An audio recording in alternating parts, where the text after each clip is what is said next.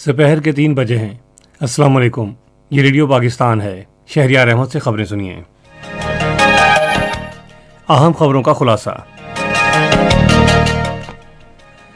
वज़ीर-ए-आज़म ने आज नौशहरा में जैतून के पौधे लगाने की मुहिम की इफ्तिताही तकरीब से खिताब करते हुए कहा है कि जैतून की शजरकारी से मौसमियाती तब्दीली से निपटने और मुल्क की बरामदात बढ़ाने में मदद मिलेगी। पाकिस्तान समेत इस्लामी ताउन तंजीम के रुकन मुल्कों में आज इस्लाम मुखालिफ मनफी प्रोपेगेंडे से निपटने का आलमी दिन मनाया जा रहा है।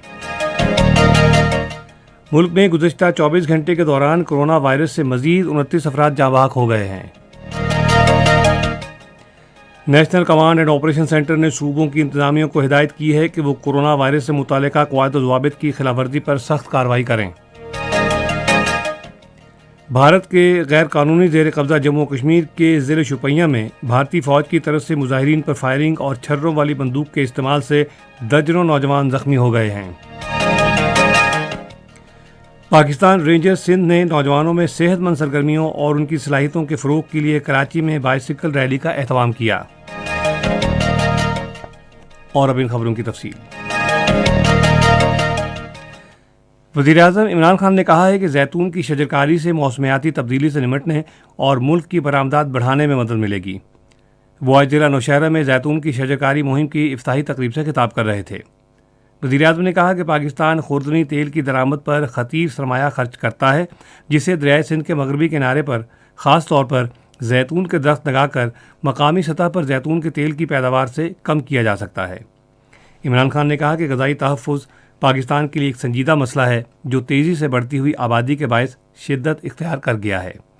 उन्होंने कहा कि जैतून के तेल की पैदावार से मुल्क में रोज़गार के मौक़े और कारोबार को भी बढ़ाया जा सकता है। वज़ीर-ए-आज़म ने कहा कि पाकिस्तान तहरीक इंसाफ की हुकूमत के 10 अरब दरख्त सुनामी मंसूबे का मकसद अपनी नस्लों को मौसमियाती तब्दीली के असरात से बचाना है।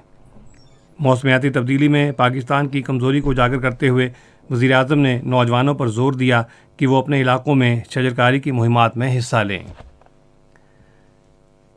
पाकिस्तान और इस्लामी ताउन तंजीम के दूसरे रुकन मुल्कों में आज इस्लाम के ख़िलाफ़ मनफी प्रोपेगेंडे की रोकथाम का आलमी दिन मनाया जा रहा है।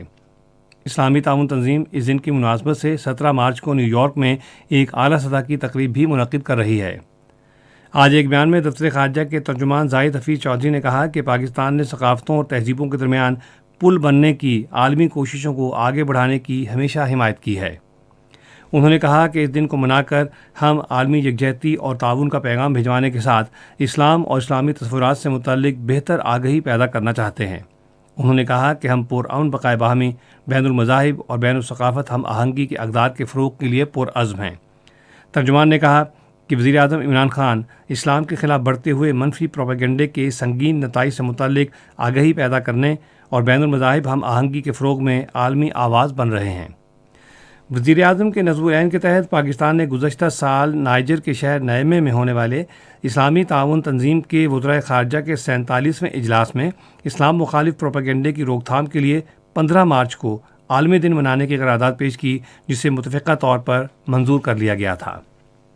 इस्लाम मुखालिफ प्रोपेगेंडे से निपटने के आलमी दिन के मौके पर तुर्की ने आलमी सतह पर इस्लाम मुखालिफ मनफी प्रोपेगेंडे से निपटने का आज़म ज़ाहिर किया है।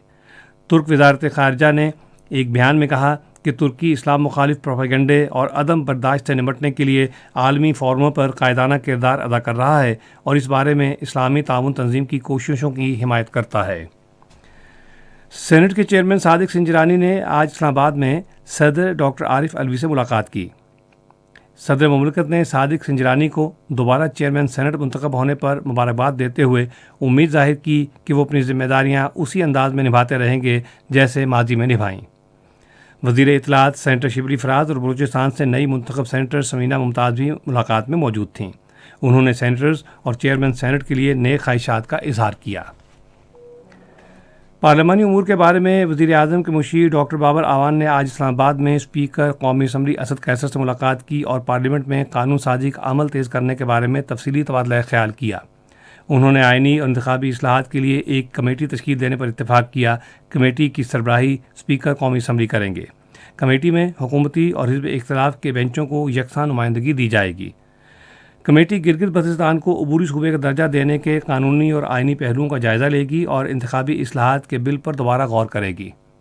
اسپیکر قومی اسمبلی اسد کیسر نے گفتگو کرتے ہوئے کہا کہ حکومت اور حزب اختلاف کی جماعتوں کو قانون سازی کے ذریعے عوامی اہمیت کے معاملات کو حل کرنا چاہیے۔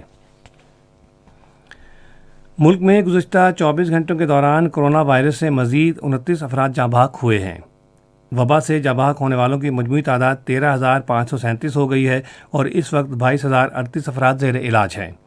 تازہ ترین اعداد و شمار کے مطابق گزشتہ 24 گھنٹے کے دوران 2,253 افراد میں وائرس کی تشخیص ہوئی۔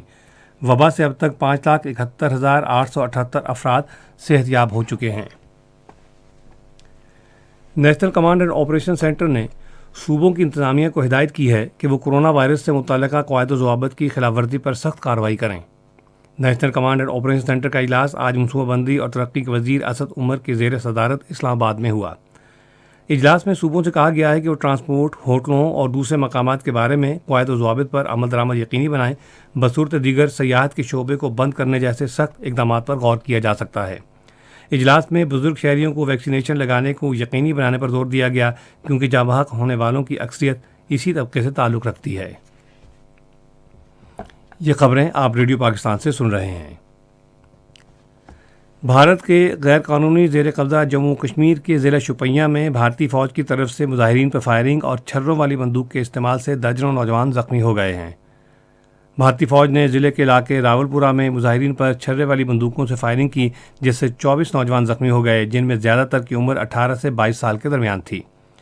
ایک عہدیدار نے بتایا ہے کہ علاقے میں تلاشی کی کارروائی جاری ہے، جبکہ آج مسلسل تیسرے روز بھی فائرنگ کا سلسلہ شروع ہو گیا ہے۔ چندور پاس سے گلگت سے چترال جانے والی شاہراہ ہر قسم کی گاڑیوں کی آمد و رفت کے لیے بند ہو گئی ہے۔ شاہراہ پر متعدد جگہوں پر برفانی اور مٹی کے تودے گرے ہیں۔ غزل انتظامیہ نے ییلنگ کے علاقے میں برفانی تودے کا ملبہ ہٹاتے ہوئے برسات گاؤں تک سڑک بحال کر دی ہے۔ ایران نے کہا ہے کہ امریکہ کے لیے ایٹمی معاہدے کو بحال کرنے کا وقت ختم ہو رہا ہے۔ برسلز میں قائم پالیسی ساز ادارے یورپین پالیسی سینٹر کے زیر اہتمام آن لائن تقریب سے خطاب کرتے ہوئے ایرانی وزیر خارجہ محمد جواد ظریف نے کہا کہ ان کے ملک میں آئندہ صدارتی انتخاب تقریباً 6 ماہ کے لیے انتظار کا عرصہ ہوگا۔ انہوں نے کہا کہ نئی بائیڈن انتظامیہ نے ٹرمپ انتظامیہ سے الگ کچھ نہیں کیا۔ میانمار میں آج جمہوریت کے حامی مظاہرین پر سیکیورٹی فورسز کی فائرنگ سے 2 افراد ہلاک ہو گئے ہیں۔ 2 عینی شاہدین کے مطابق زیر حراست جمہوری رہنما آنگ سان سوچی کے حامیوں نے منڈیلے اور میانگیان کے شہروں میں احتجاجی مارچ کیا جہاں پولیس نے ان پر فائرنگ کی۔ گزشتہ چوتھ ینگون کے علاقے میں مسلح حملوں میں کم از کم 37 مظاہرین ہلاک ہو گئے تھے۔ صارفین کے حقوق کا آج عالمی دن منایا جا رہا ہے۔ اس دن کو منانے کا مقصد صارفین کے حقوق کے تحفظ اور ضروریات سے متعلق عالمی آگاہی پیدا کرنا ہے۔ اس سال اس دن کا موضوع ہے پلاسٹک کی آلودگی سے نمٹنا۔ پاکستان رینجرز سندھ نے نوجوانوں میں صحت مند سرگرمیوں اور ان کی صلاحیتوں کے فروغ کے لیے کراچی میں رینجرز کے ساتھ پرامن سواری کے عنوان سے ایک بائیسیکل ریلی کا اہتمام کیا۔ پاکستان رینجرز سندھ کے ترجمان کے مطابق ریلی میں خواتین اور بچوں سمیت تقریباً 100 سائیکل سواروں نے حصہ لیا ہے۔ اور اب موسم۔ محکمہ موسمیات کی پیشگوئی کے مطابق آئندہ 12 گھنٹے کے دوران ملک کے بیشتر میدانی علاقوں میں موسم زیادہ تر خشک رہے گا، تاہم بالائی خیبر پختونخوا، کشمیر اور گلگت بلتستان میں بارش کے ساتھ بلند پہاڑوں پر برفباری کی توقع ہے۔ ریکارڈ کیا گیا بعض شہروں کا درجہ حرارت: اسلام آباد 25 ڈگری سینٹی گریڈ، لاہور اور پشاور 26، کراچی 35، کوئٹہ 21، گلگت 18 اور مری 16 ڈگری سینٹی گریڈ رہا۔ بھارت کے غیر قانونی زیر قبضہ جموں کشمیر کے بارے میں محکمہ موسمیات کی پیشگوئی کے مطابق سری نگر میں مطلع جزوی طور پر ابر آلود رہنے کے ساتھ ہلکی بارش کا امکان ہے، جبکہ بارہمولہ، پلوامہ، اننت ناگ، شوپیاں، جموں اور لیہ میں مطلع جزوی طور پر ابر آلود رہے گا۔ ریکارڈ کیے گئے درجہ حرارت: سری نگر، پلوامہ، اننت ناگ، شوپیاں اور بارہمولہ میں 13 ڈگری سینٹی گریڈ، جموں 28 اور لیہ میں -3 ڈگری سینٹی گریڈ رہا۔ اہم خبروں کا خلاصہ ایک مرتبہ پھر سن لیجیے۔ وزیر اعظم نے آج نوشہرہ میں زیتون کے پودے لگانے کی مہم کی افتتاحی تقریب سے خطاب کرتے ہوئے کہا ہے کہ زیتون کی شجرکاری سے موسمیاتی تبدیلی سے نمٹنے اور ملک کی برآمدات بڑھانے میں مدد ملے گی۔ پاکستان سمیت اسلامی تعاون تنظیم کے رکن ملکوں میں آج اسلام مخالف منفی پروپیگنڈے سے نمٹنے کا عالمی دن منایا جا رہا ہے۔ ملک میں گزشتہ 24 گھنٹے کے دوران کورونا وائرس سے مزید 29 افراد جاں بحق ہو گئے ہیں۔ National command and operation centre نے صوبوں کی انتظامیہ کو ہدایت کی ہے کہ وہ کورونا وائرس سے متعلقہ قواعد و ضوابط کی خلاف ورزی پر سخت کارروائی کریں۔ بھارت کے غیر قانونی زیر قبضہ جموں کشمیر کے ضلع شوپیاں میں بھارتی فوج کی طرف سے مظاہرین پر فائرنگ اور چھروں والی بندوق کے استعمال سے درجنوں نوجوان زخمی ہو گئے ہیں۔